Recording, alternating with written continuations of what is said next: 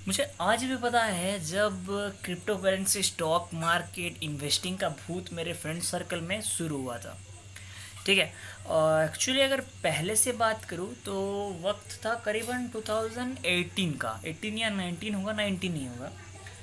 मेरा एक दोस्त आया मेरे पास और कहा कि भाई मेरे पास एक ऐसी स्कीम है जिसके मदद से सिर्फ 1 या 2 साल काम करके तू अपनी पूरी ज़िंदगी बैठ के खाएगा बिना कमाए हुए।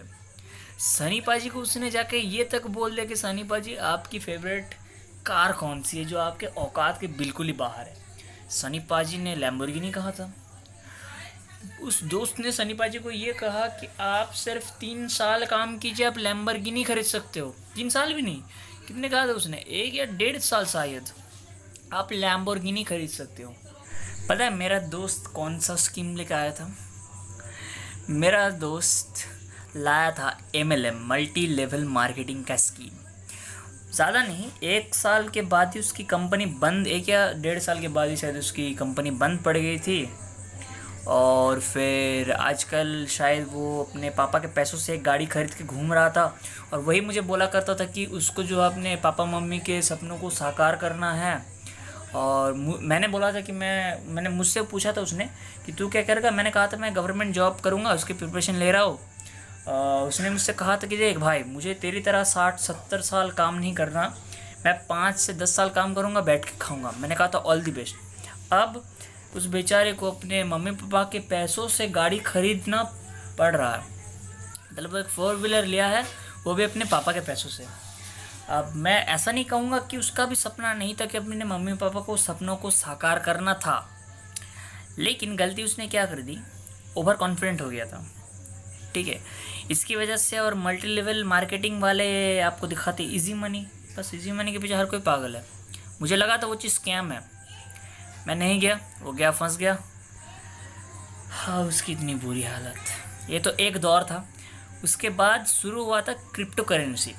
CoinDCX बोल के ऐप जो है, मेरे दोस्त ने और बहुत सभी ने डाउनलोड किया था, वो इन्वेस्टिंग शुरू कर दिया।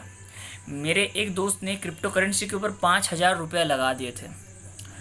क्या हुआ था कि मार्केट अप जा रहा था, 5,000 के 15,000, 16,000 बन चुके थे।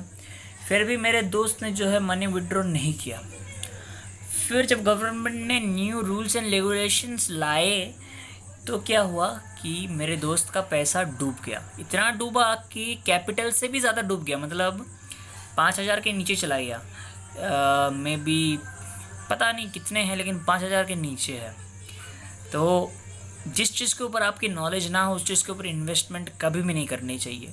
शॉर्ट टर्म में आपको बड़ा गोल दिखेगा, इजी मनी दिखेगा, बट लॉन्ग टर्म में आपको डूबना ही डूबना है अगर आपके किसी पर्टिकुलर चीज़ के ऊपर नॉलेज नहीं है तो।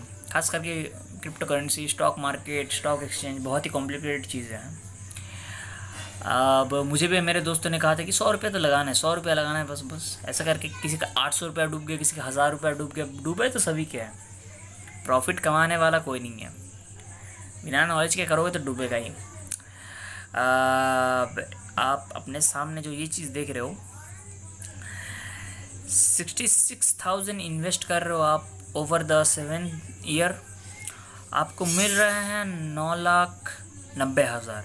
7 साल की इन्वेस्टमेंट है 66,000 रुपये, आपको मिल रहे हैं 9,90,000। ऐसे नहीं मिल रहा है कि 7 साल के बाद ही मिल जाएंगे, नहीं, 45 साल के बाद आपको 9,90,000 मिलेंगे, लेकिन मिलेंगे फॉर श्योर। ठीक है, ये होता है एक्चुअल रिटर्न जो कि पॉसिबल है। और आपको दिखाया जाता है सपने कि 9 लाख 10 लाख, ऐसा नहीं होता भाई। ठीक है, ऐसे नहीं होता, रिटर्न्स ऐसे काम नहीं करते। अगर आपको नॉलेज नहीं है, यूट्यूब में बहुत सारे चैनल हैं, मैं रेकमेंड कर दूंगा चैनल, आप जाके विजिट कर लीजिए। पहले जानिए इस चीज़ को कि क्या है, फिर इन्वेस्ट कीजिए। बहुतों को शायद ये लगता है कि कंपनी के शेयर से उसी को स्टॉक कहते हैं, तो मैं स्टॉक खरीद रहा हूँ मतलब मेरा पैसा कंपनी के ऊपर जा रहा है, नहीं, ब्रोकरी चार्जेस लग रहे हैं।